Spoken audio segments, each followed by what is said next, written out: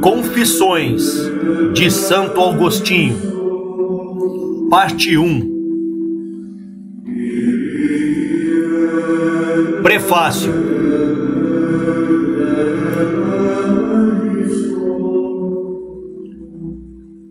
Há mais de 1600 anos de sua redação, e apesar da bibliografia interminável que geraram, as Confissões ainda são um livro inclassificável, tanto do ponto de vista literário quanto do filosófico. A obra não corresponde a nenhum padrão conhecido, tampouco em que pese sua enorme influência criou descendentes diretos. Seu duplo estatuto de obra-prima literária e texto fundamental do pensamento filosófico mais atrapalha do que ajuda sua definição. A ausência de modelos e o excesso de chaves de leitura deixam o leitor e o tradutor perplexos. O que se deve privilegiar? O prazer do texto ou a precisão conceitual? O rigor argumentativo ou a sofisticação oratória? Obviamente, não há resposta unívoca, apenas soluções pontuais, frase por frase, palavra por palavra. Mas isso já levanta uma questão mais geral. Se as Confissões foram redigidas como uma obra filosófica e religiosa, por que uma elaboração textual tão extrema, excepcional até para um virtuose como Agostinho? Qual a relação entre a sofisticação do estilo literário e a profundidade dos assuntos tratados? Talvez uma questão fundamental esteja aí, nesse nó filosófico estético. Para tentar desatá-lo, seria preciso estabelecer a intenção da obra no contexto em que foi produzida, ou, pelo menos, delimitar seu assunto. E nem essa é tarefa fácil. Haveria um assunto único? A narrativa da vida do autor e da sua conversão, pela qual as Confissões costumam ser consideradas a primeira autobiografia da literatura ocidental, e isso também precisaremos voltar, ocupa os primeiros 9 livros mais curtos, mais ou menos a metade da obra. Não é um relato completo, partindo do nascimento em 354, chega ao batismo de Agostinho e à morte de Mônica, sua mãe, em 387. O livro 10, o mais extenso, é um tratado sobre a alma. Não a alma em geral, conforme uma tradição neoplatônica já consolidada, da qual Agostinho, aliás, tira bastante proveito, e sim a alma do autor, como ele a percebe no momento em que está escrevendo, num exercício de introspecção sem precedentes na literatura clássica. Finalmente, os 3 últimos livros são dedicados a uma interpretação do primeiro capítulo do Gênesis, conduzida também de maneira bastante original. A famosa análise do tempo se encontra nessa seção. No livro 11, a reflexão sobre a pluralidade de sentidos do texto bíblico, muito mais importante para a futura hermenêutica, está no livro 12. Mas qual é a relação entre autobiografia, psicologia e exegese? De novo, o que Agostinho pretendia escrever? Agostinho iniciou a redação das Confissões por volta de 397, e a obra ocupou por 4 ou 5 anos. Em 391, havia sido ordenado sacerdote, Desde 395 era bispo de Hipona, cidade norte-africana, próxima a Tagaste, onde nasceu. Os sucessos literários como o concurso de poesia dramática, vencido, os 20 anos e citado no livro 4, o exercício profissional da retórica, sua fonte de glória e de sustento até 386, a filosofia meramente especulativa dos primeiros diálogos e da Enciclopédia de Artes Liberais, projetada ainda na Itália e nunca finalizada. Tudo isso ficará definitivamente para trás. A partir de sua ordenação, Agostinho não escreve nada que não tenha um escopo imediato e declarado. A pregação, esclarecimento doutrinal, intervenção polêmica. A não ser as confissões. Em suas publicações e cartas, Agostinho volta com frequência aos seus textos anteriores, esclarecendo as finalidades e circunstâncias, apontando e corrigindo defeitos. Próximo ao fim da vida, chegou a dedicar uma obra específica a esse exercício. As Revisões, Retractiones, 427-8. Temos assim, sobre a obra de Agostinho, informações mais sistemáticas do que aquelas sobre a maioria dos autores antigos. De novo, as Confissões são uma exceção parcial. As Revisões as descreve brevemente, como veremos, mas não esclarecem escopo imediato ou circunstâncias da redação. É sempre possível traçar genealogias, relatos de conversão associados ou não a biografias de santos. Era uma moeda corrente na época de Agostinho. Ele mesmo, no livro 8 das Confissões, logo antes de abordar o momento crucial de sua própria conversão, incorpora duas narrativas desse tipo, relativas a Mário Vitorino, um orador e filósofo que admirava, e a um funcionário romano, cujo nome não cita, mas que talvez seja Jerônimo. Nota de rodapé. Cf.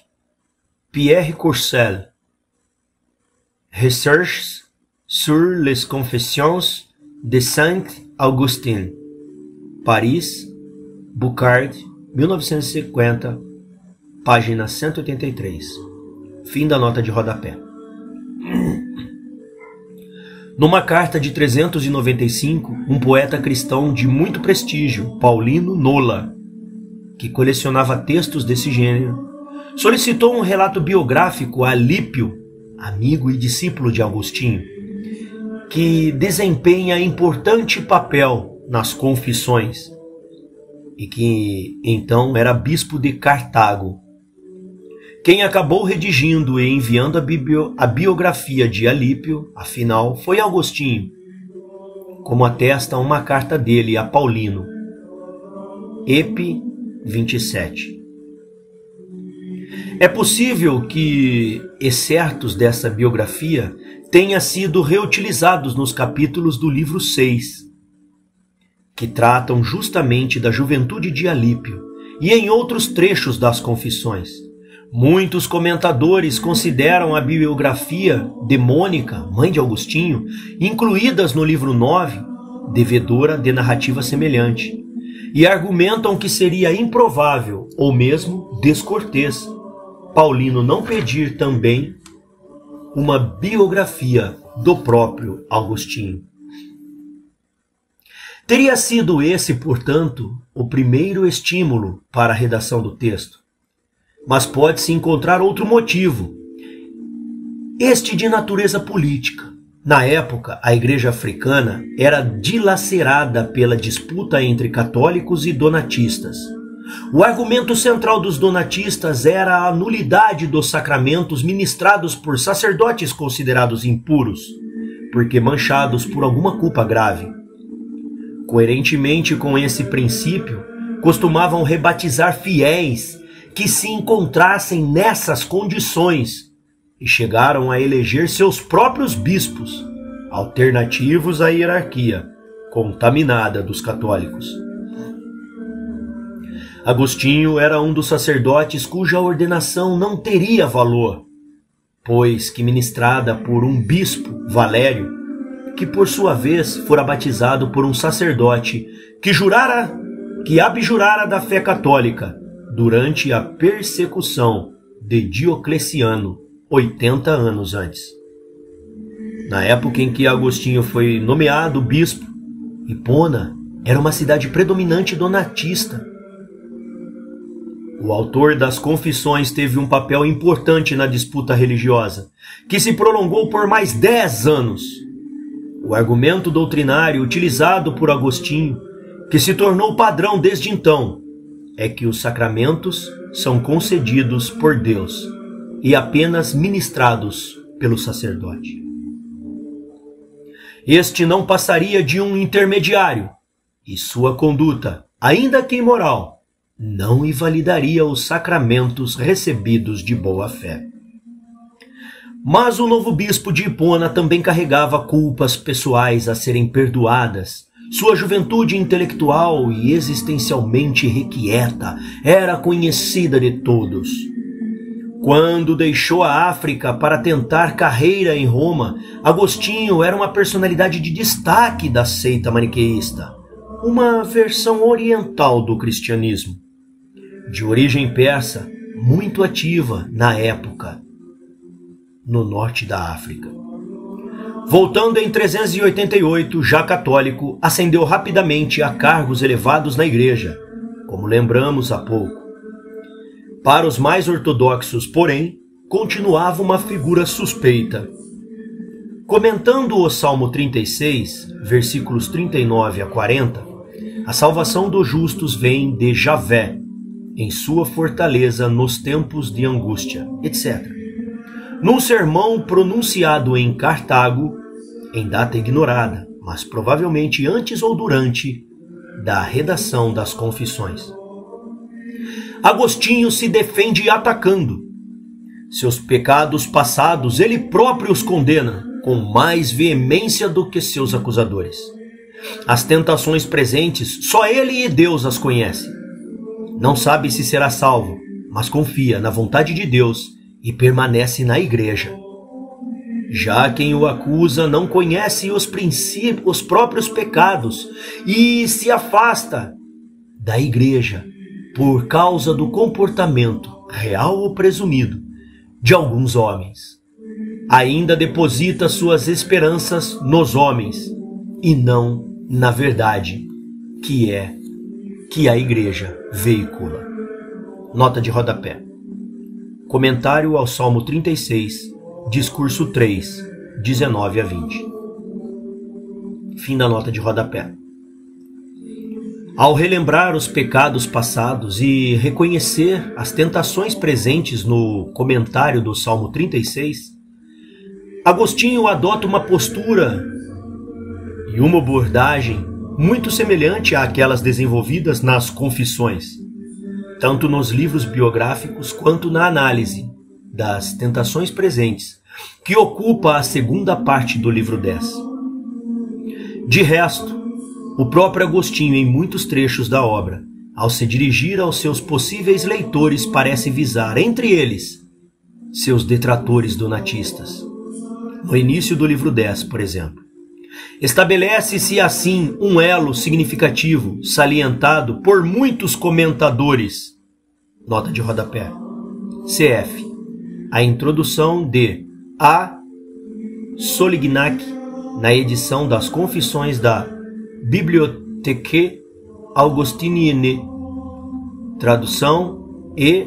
Thorel e G.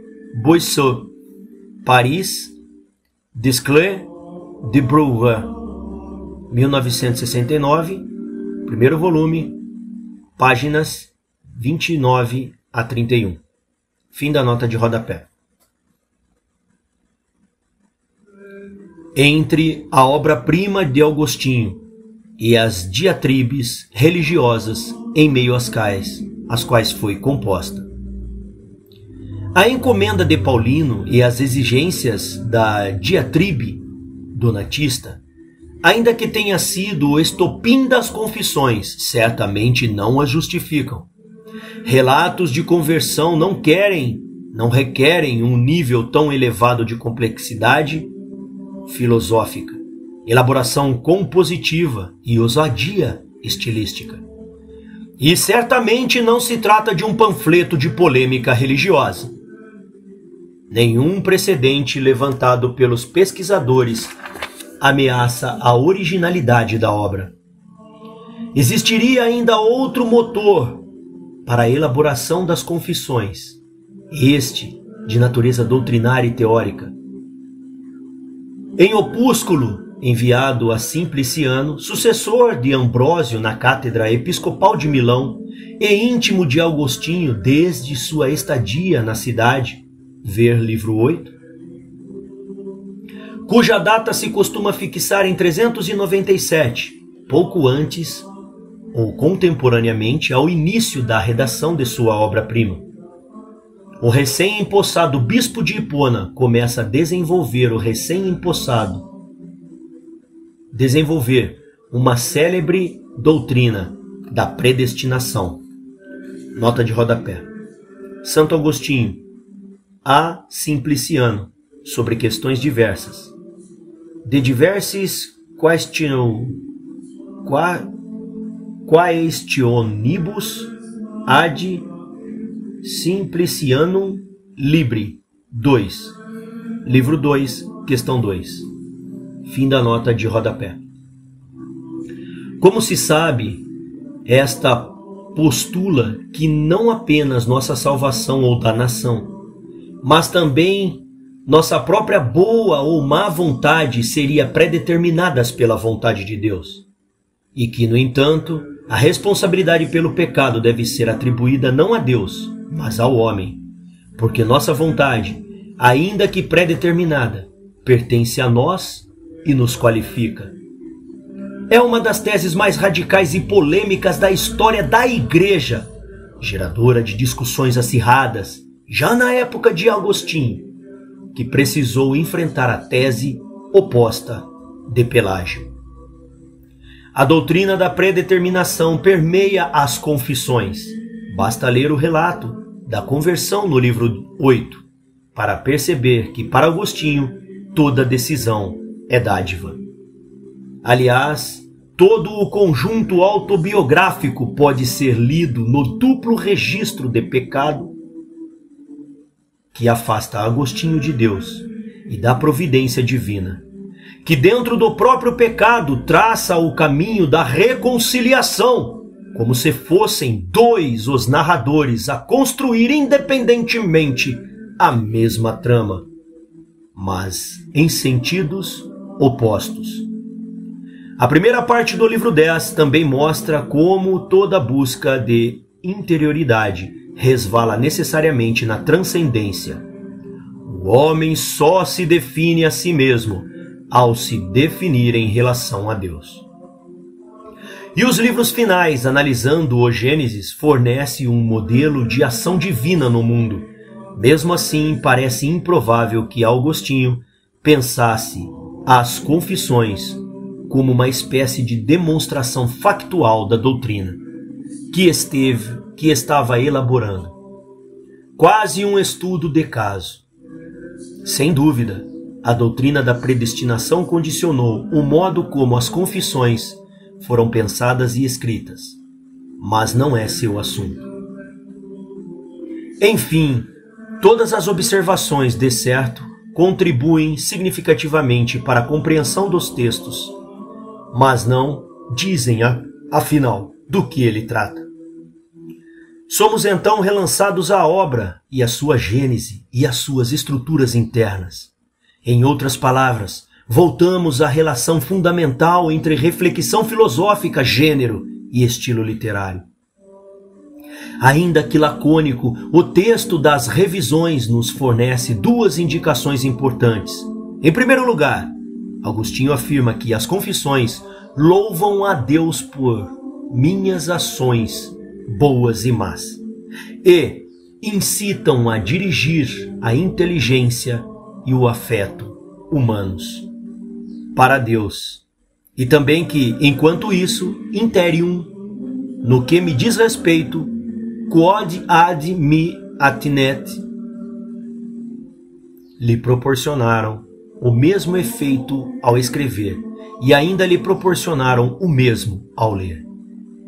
Esse interim não é tão fácil de traduzir, e algumas versões modernas simplesmente o omitem, mas, na substância, é um advérbio que indica simultaneidade entre dois eventos. As confissões são, portanto, ao mesmo tempo canto de louvor, exortação aos fiéis para compreender e amar a Deus e exercício espiritual, que já no ato da redação tem poder de purificação e de elevação pessoal.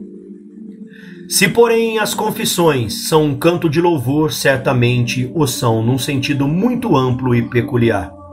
O título da obra tem sido muito explorado para esclarecer esse ponto. Etimologicamente, o termo latino confessio, o verbo e o verbo de que deriva, confiteor, qualquer tipo de pronunciamento público. Cum mais fatere, literalmente falar com, falar junto. Mas já no latim clássico, a confessio passou a significar, de preferência, um pronunciamento perante uma autoridade, geralmente um tribunal, adquirindo assim o sentido ainda hoje corrente de admissão de uma falta ou de um crime. Na literatura cristã, passou a indicar, além da confissão dos pecados diante da Assembleia, prática da igreja primitiva e declaração de fé, que, aliás, em época de perseguições, podia equivaler a uma confissão em sentido jurídico. Adquire assim um sinal positivo. Um conhecido ensaio de Joseph Ratzinger identificou um sentido mais preciso de confessio.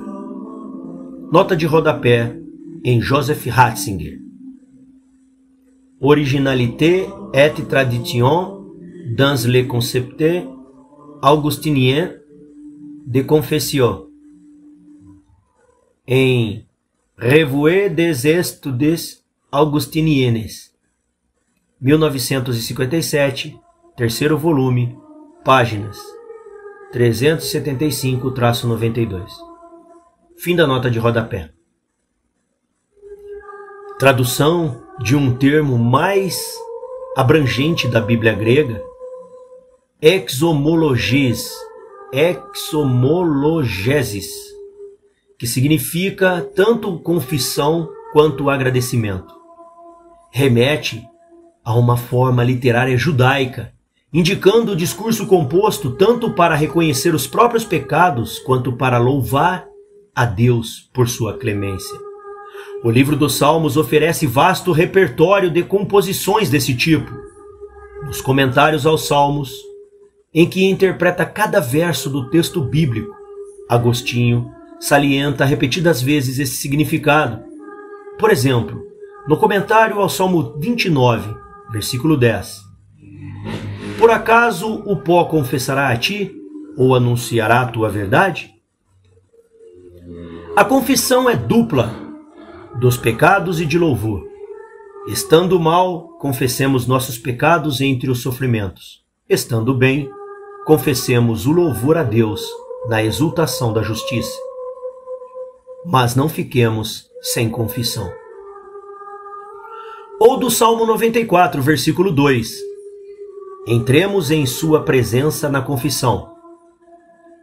Confissão entende-se de duas maneiras nas Escrituras: a confissão de quem louva e a confissão de quem geme.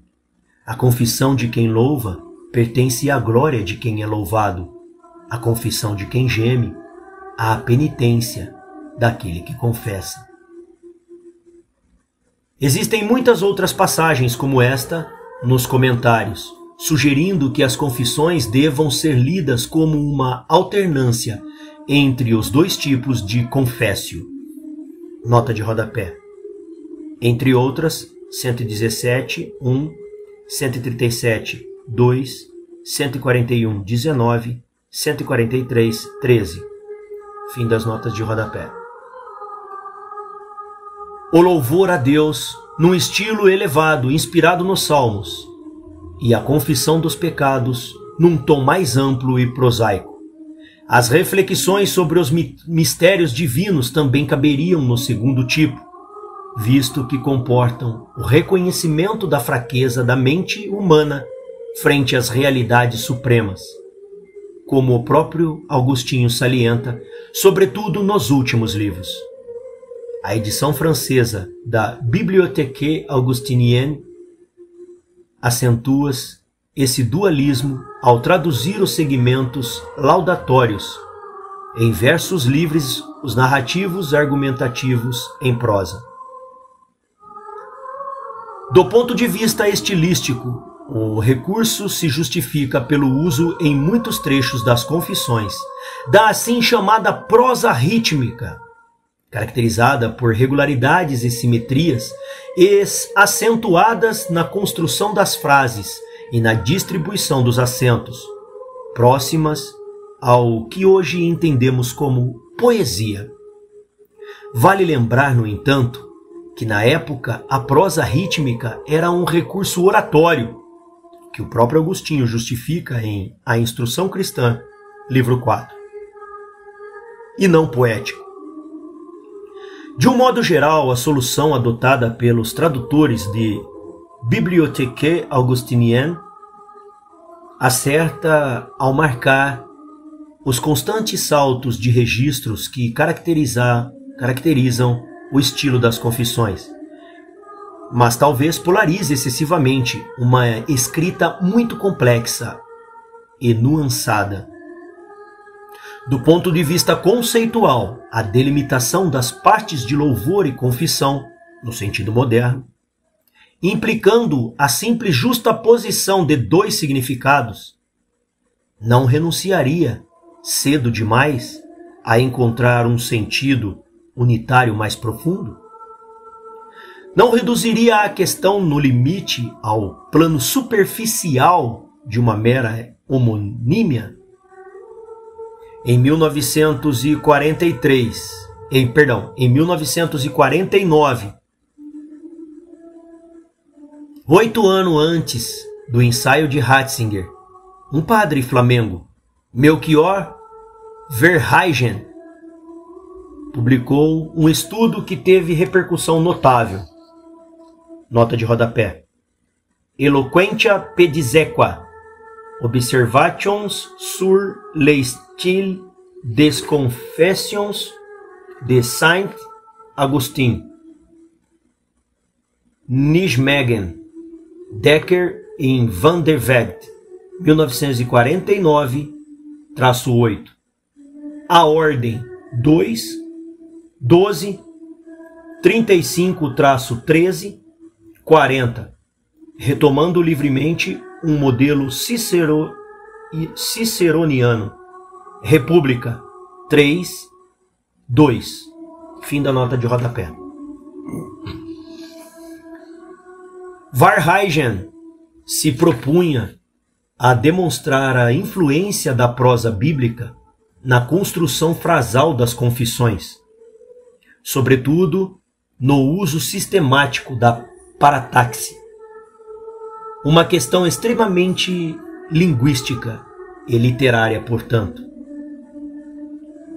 Na primeira parte do ensaio, porém, antes de abordar seu tema principal, o autor examina cada uma das ocorrências dos termos confessio e confitere, a fim de determinar o gênero literário a que a obra se vincula. Conclui que as confissões são um discurso dirigido a Deus, caracterizado pelo descompasso entre, de um lado, a ignorância e a impotência do falante, e de outro, a sublimidade onisciência e onipotência do destinatário. Embora não tão completa e elaborada com a argumentação de Ratzinger, a de Verhaegen tem a vantagem de sugerir uma definição mais sintética e unitária. No sentido jurídico corrente, a confissão já era um discurso entre desiguais, o falante sempre se colocando abaixo da autoridade a qual se dirigia. Transposta para o plano metafísico e religioso, a desigualdade se radicaliza. Não há amor que possa chegar à altura de Deus. Não há pecado que ele não conheça de antemão. A originalidade das confissões como gênero literário está justamente nesse impasse fundamental. Na posição em que o autor se coloca, toda fala é insuficiente ou redundante, mas é ao mesmo tempo necessária. Agostinho sempre manifestou certa desconfiança em relação à linguagem. No Diálogo Juvenil, a ordem, as artes da linguagem, gramática, lógica, retórica, como artes práticas, ocupam um lugar inferior àquelas que ele define como artes contemplativas. Música, geometria, astronomia, aritmética. O mestre, obra pouco posterior, argumenta que as palavras são incapazes de comunicar algo que não seja por experiência sensível ou por intuição intelectual. No livro 1 das Confissões, a criança aprende a falar quando descobre dolorosamente que está cindida entre um dentro e um fora, e que não pode transmitir seus desejos, que estão dentro, aos familiares, que estão fora, senão através de determinados sinais. A fala surge como expressão imprecisa, porque mediada por convenções, por desejos interiores, com o fim de impô-los aos outros. É um retrato da interioridade, porém já deformado por um intuito de dominação. As instruções acentuam esse aspecto, ensinando a manipulação da linguagem para fins práticos. Afinal, cria-se um hábito linguístico que encobre e deforma a alma de quem deveria revelar. Para inverter esse processo de alienação progressiva, é necessário, segundo Agostinho, pôr-se à escuta da fonte de onde brota e fala. A palavra mental, o pensamento no ato de se verbalizar. O verbum mentins. E deste remontar a palavra absoluta, o verbo divino que ilumina a mente e permite a intuição imediata, eterna e universal das verdades íntimas. Escusado dizer que essa palavra absoluta, que gera o pensamento e o transcende, é indizível e, no limite, impensável. Intuição pura, ela só pode apreendida e transmitida por analogia, ser, projetando-a no plano do pensamento discursivo. No terreno, enfim, da linguagem contingente, com toda a sua opacidade e suas deformações políticas, mas se não pode dizer plenamente objeto tão sublime, a palavra pode pelo menos apontar para ele pelo esforço de transcender a si mesma, expondo seus limites e deixando transparecer assim sua origem mais nobre, aquela intuição imediata que, por ser instantânea, não pertence ao tempo e, portanto, ao discurso. Muito antes de Agostinho, a busca de um estilo sublime, adequado a conteúdos especialmente grandiosos, já tomava a cena do debate literário. O pequeno tratado O Sublime, escrito em grego no século I por um autor anônimo, que antigamente se acreditava fosse Longino, talvez seja o texto mais famoso desse debate. É provável que Augustinho não o tenha lido, mas alguns traços estilísticos ali preceituados, em particular a parataxe e o assíndeto, palavras ou frases justapostas, sem mediação gramatical ou sintática, em contraposição à escrita meticulosa e articulada do latim clássico. Também são elogiados por Augustinho no livro 4 de seu A Instrução Cristã, dedicado à oratória e escrito depois das Confissões. De resto, o Pseudo-Longino é o primeiro autor pagão conhecido a citar um texto da Bíblia, Gênesis 1:3, como modelo de estilo literário. O debate sobre o estilo sublime parece ter se originado, pelo menos em parte, da necessidade de dar conta dos textos sagrados de outros povos, introduzidos no Ocidente pelas conquistas de Alexandre, e, sobretudo, das traduções gregas e latinas da Bíblia. Cecílio de Calate, autor de um tratado perdido, ao qual o sublime responde, era um literato judeu. Séculos mais tarde, o livro 3 das Confissões, o próprio Augustinho admite a dificuldade para um jovem estudante de retórica, acostumado a Cícero, de entender a beleza e a profundidade dos textos bíblicos. Qualidades que não estariam numa grandeza procurada e exibida, nem numa construção especialmente complexa, e sim numa simplicidade aparente, que aos poucos revela ao leitor atento abismos de significado. O laconismo e a simplicidade neste caso não seriam pobreza, mas potência expressiva, aproximação de um núcleo de significados mais profundo que um discurso abundante e elaborado encobriria. Contudo, embora as confissões sejam tecidas sobre uma trama de citações bíblicas, esse não é o único modelo adotado, para que se revele a inadequação substancial da fala humana dirigida a Deus, e, ao mesmo tempo, a sinceridade do esforço. É necessário que o falante não se esconda atrás de uma imitação exterior dos profetas, mas desmonte abertamente e, por assim dizer, ofereça em sacrifício todo o seu repertório literário, do estilo humilde das comédias e dos romances aos gêneros mais nobres da poesia e da oratória. Agostinho o diz claramente no livro 5, 6:10, comentando o estilo florido do Maniqueu Fausto. Comidas saudáveis podem ser servidas em louças rústicas ou luxuosas. A princípio, nenhum recurso literário deve ser excluído. Não se trata de condenar a arte oratória, mas de dobrá-la a novas funções. Os 6 primeiros parágrafos do livro 1 ilustram exemplarmente este ponto de vista. Imediatamente anteriores à narrativa autobiográfica, podem ser considerados uma introdução não apenas ao primeiro livro, mas à obra inteira. São uma longa interrogação sobre a capacidade humana de entender a Deus e louvá-lo.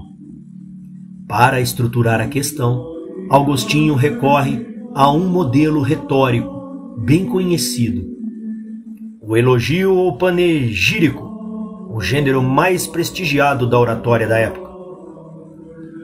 Trata-se de um discurso ecomiástico, pronunciado por ocasiões oficiais, aniversário do imperador, nomeação de um cônsul, recepção de um governador, etc. Ou por mero entretenimento, elogio de uma cidade, de um deus, de uma personalidade histórica, ou até de um modelo. Existiam regras para a redação desses discursos, codificadas em manuais. A respeito do exórdio, recomenda-se iniciar por uma citação. Logo em seguida, o orador deveria afirmar peremptoriamente a oportunidade, aliás, a necessidade do elogio, para então listar as dificuldades que se opunham a ele. e tornavam a tarefa excepcional. A inexperiência do orador ou sua velhice, a ausência ou excesso de precedentes, o nível superlativo das virtudes do homenageado, etc. Após esse preâmbulo, pronunciado com o escopo evidente de prender a atenção dos ouvintes e garantir sua benevolência em relação às falhas eventuais, o orador deveria reconhecer que, apesar de tudo, era preciso falar, e então apresentava o plano de seu discurso. Agostinho segue o esquema... Fim da nota de rodapé, perdão. Agostinho segue o esquema, mas lhe confere uma densidade filosófica que os manuais certamente não previam. Começa, como de praxe, por uma citação, fundindo os versículos em 2 salmos para afirmar a grandeza muito louvável, mas também inumerável, portanto indescritível, de Deus. Logo em seguida afirma a inclinação irrefreável do homem ao louvor a Deus. Passa então a demonstrar a importância da linguagem humana frente a essa tarefa, inadequação das categorias de tempo, circularidade entre invocar, conhecer, louvar, que só pode ser quebrada pela fé na pregação, conforme a criação de Paulo, e pela busca na fé, conforme Mateus. Inadequação das categorias de espaço, paradoxo do chamar para dentro, invocare, aquele que está em todo lugar, já introduzindo o tema recorrente no restante da obra, da distância de Deus, como distância de si mesmo. Inadequação de toda forma de predicação, que no caso de Deus, sempre assume a figura da contradição ou da hipérbole. E aqui Agostinho se permite atributos absolutos no superlativo, já dobrando a linguagem àquilo que não pode dizer, onipotentíssimo, presentíssimo. Nada consegue dizer ao homem quando fala de Deus. E, no entanto, conclui Agostinho, ai dos que se calam sobre ti, porque mesmo falando são mudos. A única fala que não é o silêncio é a fala de Deus. A única fala que vale a pena dizer é o que não se pode ser dito. Como sair desse impasse? Aqui Agostinho abandona um modelo retórico e, transgredindo as regras do gênero, inverte os papéis. O orador se põe à escuta. Que Deus diga o que Ele é para mim.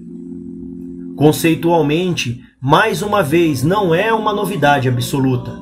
Tanto na tradição neoplatônica quanto na cristã, era bastante comum afirmar que Deus só pode ser conhecido por seus efeitos, e principalmente pelo que proporciona à alma humana. Novidade é a maneira como Agostinho utiliza esse conceito para reconfigurar, em poucos parágrafos, um gênero literário, como em outros termos delineia, a partir dos modelos pré-existentes, um modelo literário novo, que é também um novo procedimento filosófico. Se Deus está dentro de nós, é lá que devemos procurá-lo. Ele será aquilo que em nós não podemos atribuir a nós mesmos. Aquilo que sobra quando, segundo a famosa recomendação de Plotino, Enéas 5, 3, 17, 35, eliminamos tudo. Com efeito, como já foi dito, o modelo dessa ascensão a Deus pela interioridade é neoplatônico. Agostinho o adota explicitamente no livro 7 das Confissões e de maneira mais ampla e livre na primeira parte do livro 10. Mas o modelo neoplatônico previa justamente o abandono de toda contingência, rumo a um absoluto em que a própria identidade individual se dissolvesse. A primeira coisa a ser sacrificada eram os acidentes biográficos. Para entender a relação entre busca interior de Deus e autobiografia, é preciso então partir de outro ponto de vista, que é especificamente latino e cristão.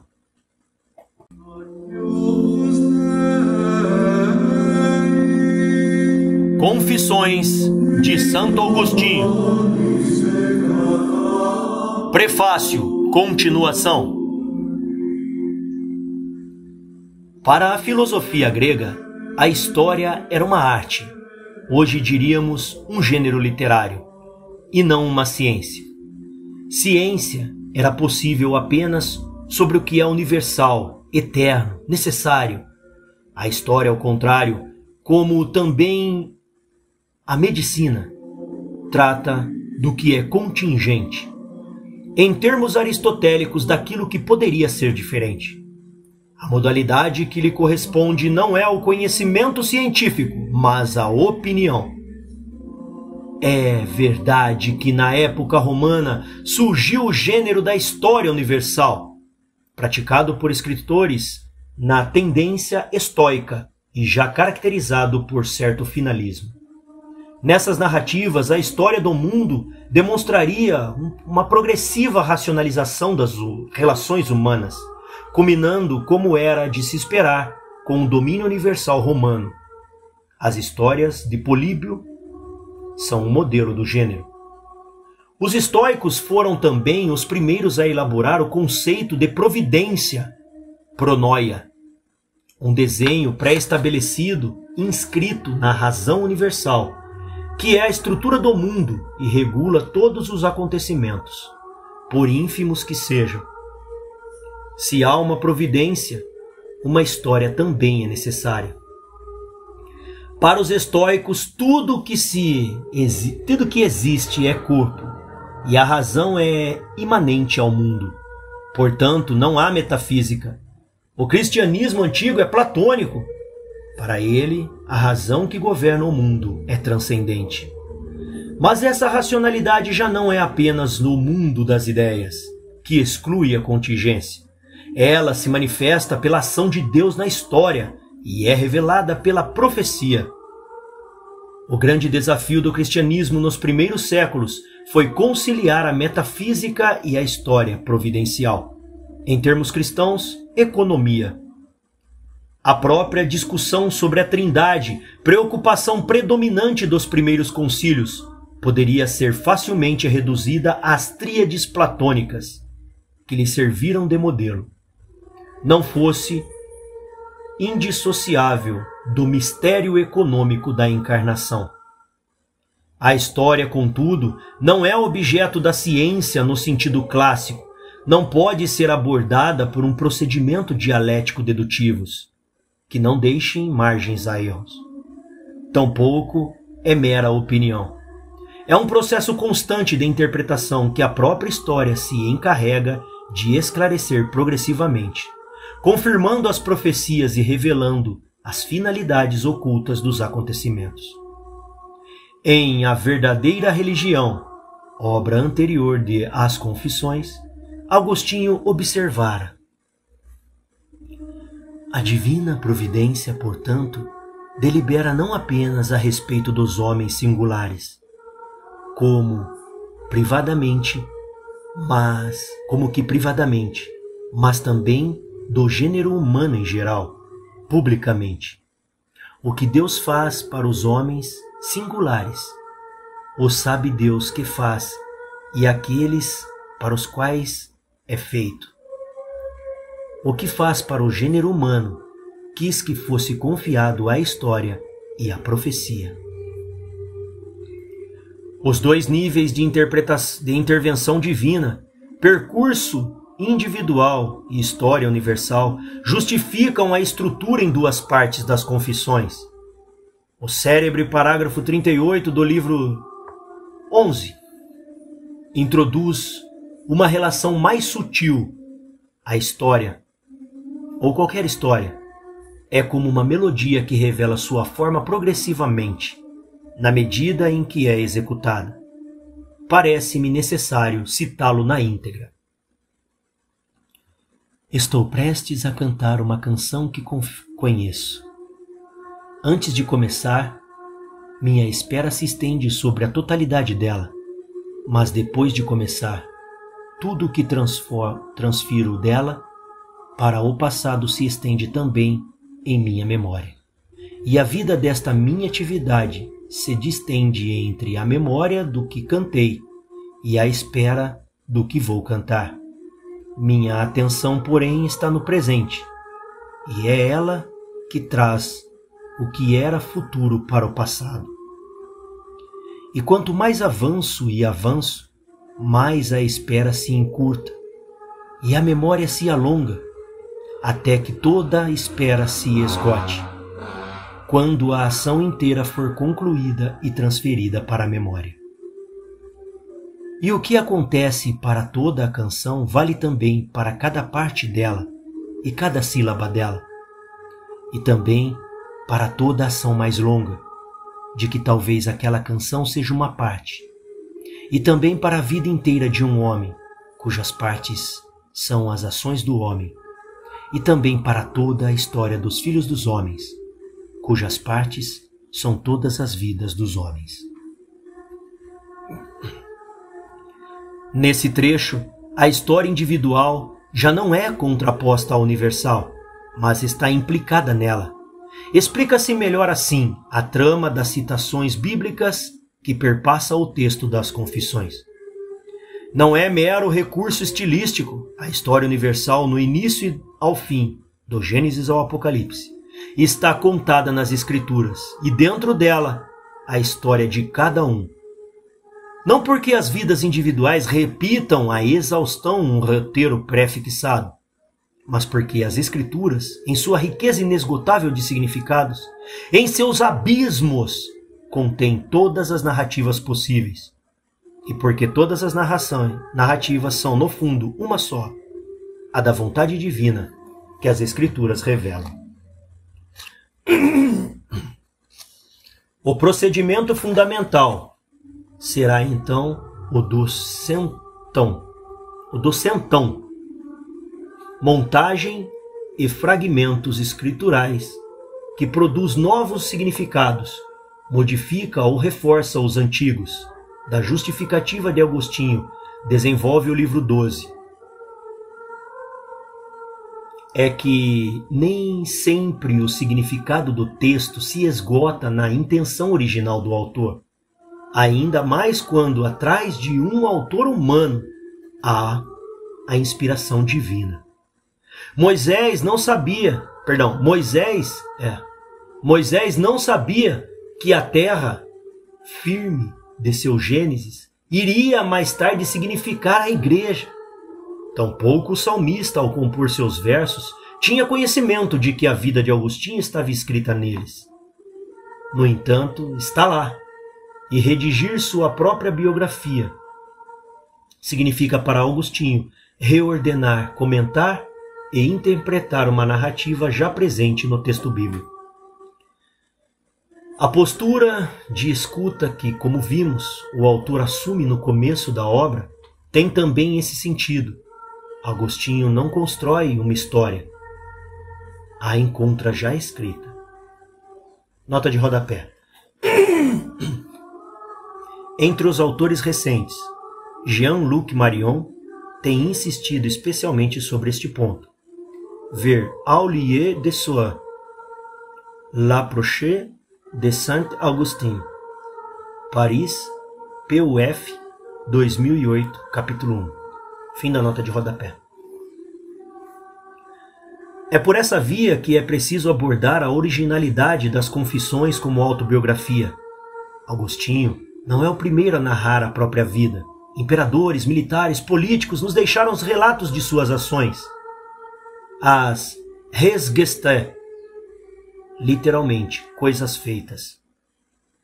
Em geral, são textos que dispensam a análise psicológica, buscando apenas a avaliação moral e política. O fato de serem assinados pelo protagonismo não lhes proporciona maior intimidade, tanto que costumam ser redigidos em terceira pessoa, como os comentários de César. A personalidade para esses autores é previamente determinada pelo sangue, a natureza e a educação, e não é alterada pelas vicissitudes da vida. Paulino de Nola, ao pedir para Lípio historiar a história de sua vida, ainda recorre, meio por brincadeira talvez, uma citação de Virgílio, Eneida 8:114. Dize-me qual é a tua família, tua pátria.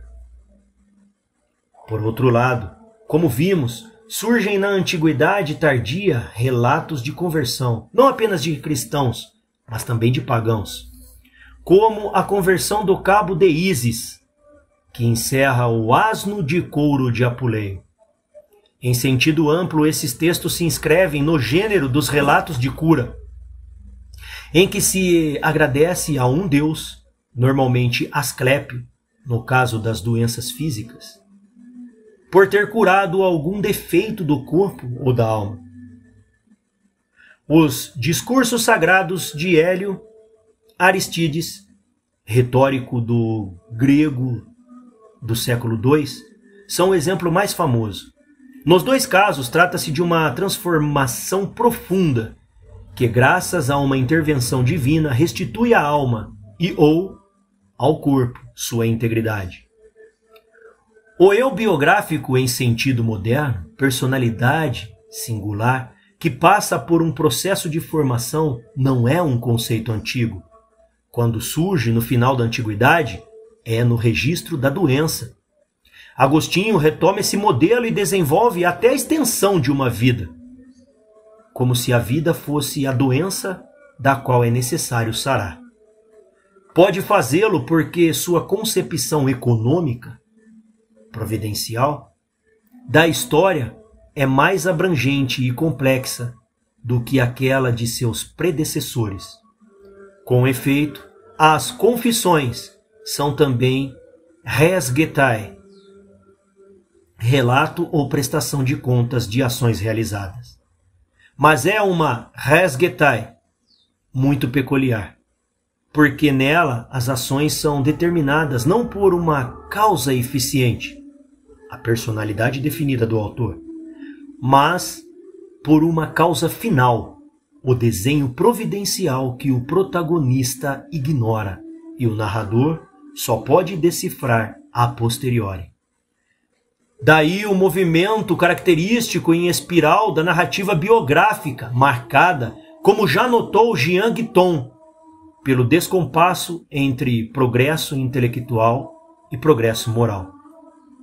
Nota de rodapé em Jean Guiton. Temps et éternité que Splotin et Saint-Augustin, Paris, Albier, 1955, página 250. Fim da nota de rodapé. De fato, a biografia augustiniana avança no duplo movimento de uma maturação progressiva que o narrador encadeia retrospectivamente num processo linear de busca e de uma sucessão de fracassos que o protagonista sente imediatamente como uma volta constante ao ponto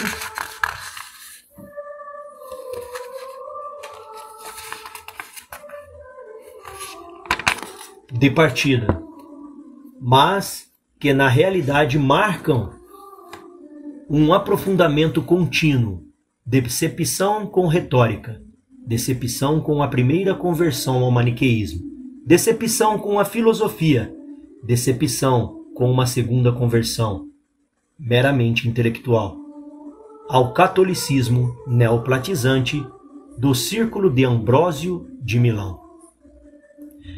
É justamente no momento de tensão mais desesperadoras, porque aparentemente menos justificada, entre convicção intelectual e postura moral, na cena do jardim, livro 8º, que a intervenção divina se torna finalmente manifesta. O relato biográfico se interrompe aí, na conversão, ou melhor, no livro seguinte, na cura que a conversão proporciona. O batismo e, sobretudo, o choro com que Agostinho, na noite seguinte à morte da mãe, abandona todo o orgulho intelectual e deita seu coração sobre as lágrimas, confiando a Deus a dor da sua orfandade. Esse é o último fato biográfico narrado. Mas a obra não se encerra aí. Mal chegou à metade. Com efeito, o desígnio providencial não termina com a conversão, nem a cura será completa até a morte, ou até o fim dos tempos. O trabalho de decifração é infinito e diz respeito tanto ao estado atual da alma, dilacerada entre investigação introspectiva e tentações do mundo, livro 10, quanto à história do mundo, antecipada pela profecia e constantemente atualizada pela exegese, livros 11 a 13. Nesse esforço interminável de discernimento, acontecimentos à primeira vista irrelevantes adquirem dimensões especiais. Um furto de peras num pomar, um sonho da mãe, o encontro com um bêbado ganham mais destaque do que um sucesso literário, um avanço na carreira, uma atividade pública. Análogamente, a interpretação do Gênesis, palavras simples, adquirem profundidade infinita. O que significa no princípio? O que significa céu e terra? Qual é o sentido profético das águas amargas, dos monstros marinhos, dos pássaros? Agostinho se baseia, é claro, numa tradição exegética já secular, mas é original a ideia, exposta no livro 12, de que a interpretação é por sua natureza plural e interminável. No sentido pretendido pelo autor, mesmo que pudéssemos identificá-lo, é apenas um dos sentidos possíveis do texto. Daí a descrição das escrituras como uma pequena fonte que alimenta rios caudalosos, que só no fim desaguarão no mesmo mar. Quando as portas do céu se abrirão e o céu, para usar uma imagem de Isaías, cara a Agostinho, será enrolado como um livro. Então precisaremos mais de linguagem e interpretação, porque veremos face a face. Para completar o quadro é necessário abordar um último aspecto, a questão inesgotável da estrutura compositiva de Confissões. Não era incomum na tradição latina e grega iniciar uma obra teórica com uma breve biografia intelectual, que descreve o percurso pelo qual o autor chegou a determinadas conclusões. A miúde, tais introduções exploram o tópico da decepção filosófica, descoberta progressiva da falácia das doutrinas em voga. Para ficar apenas com os cristãos, assim Justino inicia o seu diálogo com Tufão e Hilário de Poitiers, seus tratados contra os arianos. Antes deles, assim se iniciam as homilias pseudo-clementinas. O próprio Agostinho aproveitou esse esquema em alguns de seus diálogos filosóficos contra os acadêmicos e a vida feliz. As confissões seguem de certa forma este esquema, mas com proporções invertidas, a introdução biográfica assumindo dimensões descomunais. Isso levou alguns comentadores a considerar a obra como um enorme fragmento, resto de um projeto colossal, em que a parte biográfica seria seguida por um comentário integral das Escrituras. Projeto irrealizável, por certo. De resto, Agostinho nunca falou das Confissões como texto inacabado. Em estudos recentes, a hipótese costuma ser descartada, mas é verdade que, como observa Courcelles, a obra não possui propriamente uma conclusão. É possível que também para leitores da época, como para os de hoje, o livro provocasse a impressão de um corte abrupto, como se ele constituísse uma interminável preparação para uma tarefa que é apenas esboçada. É o que o próprio Agostinho dá a entender, por exemplo, na abertura do livro 11. Declara que ainda haveria muito a agradecer a Deus pela própria vida, mas é pressionado a interromper o relato biográfico para passar à interpretação das Escrituras. Ou quando no final do livro 12, observa que, pelo método seguido até então, nunca terá tempo de comentar todos os livros sagrados.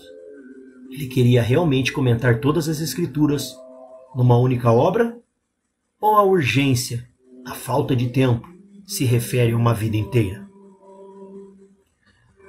Os antigos não compunham como nós. Suas obras admitiam estruturas mais indefinidas. É verdade também que a literatura latina e imperial, como nas artes plásticas, abundam os gêneros compósitos.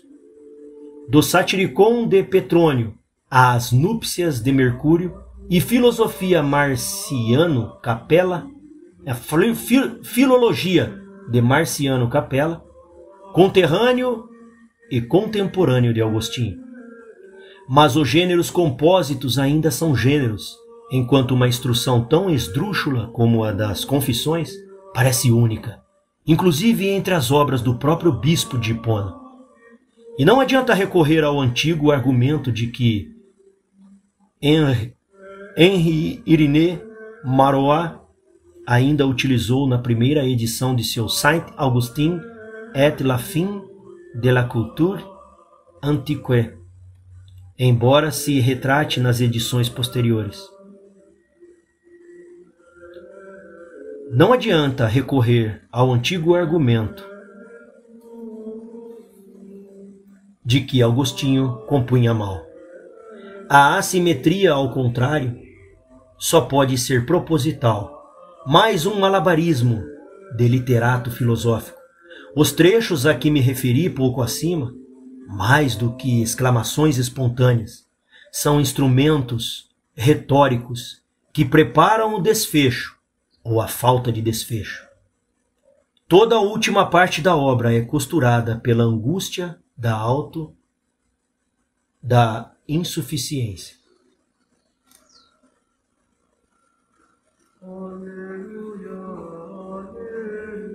A experiência de vida e a conversão dispuseram Agostinho para resistir às tentações e mergulhar na obscuridade dos livros.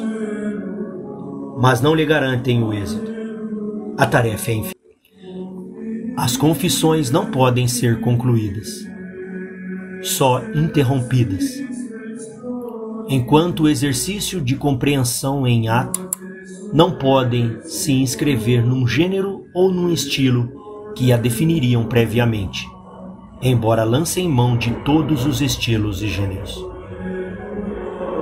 Nem sequer podem se fechar numa forma, porque a busca deve permanecer em aberto. São classificáveis por princípio. Como o próprio Agostinho sugere nas revisões, foram escritas e devem ser lidas interim, entretempo, interinamente. Lorenzo Mami.